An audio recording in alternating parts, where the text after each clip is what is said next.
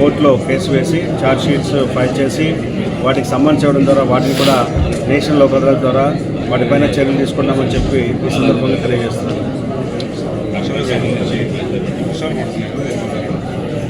గత 2 రోజుల నుంచి చూసినట్లయితే మనకి వాతావరణం తడిగా ఉండడంతో పాటు వర్షాలు కూడా పడుతూ ఉన్నాయి గత రాత్రి నుండి.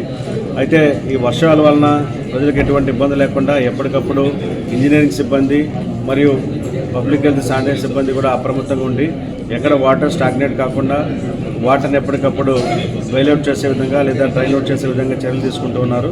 ముఖ్యంగా అండర్ పాస్ దగ్గర కానీ లేదా లో లయింగ్ ఏరియాస్లో వాటర్ స్టాగ్నేషన్ లేకుండా చర్యలు తీసుకుంటున్నారు. అదేవిధంగా ఈ సమయంలో పబ్లిక్ అంటే డ్రింకింగ్ వాటర్ అనేటువంటిది ఈ మురికి నీటితో మిక్స్ అయ్యేటువంటి అవకాశం ఉంది కాబట్టి వాటర్ కంటామినేషన్ కూడా ఎక్కడ జరగకుండా చర్యలు తీసుకుంటూ ఉన్నాము.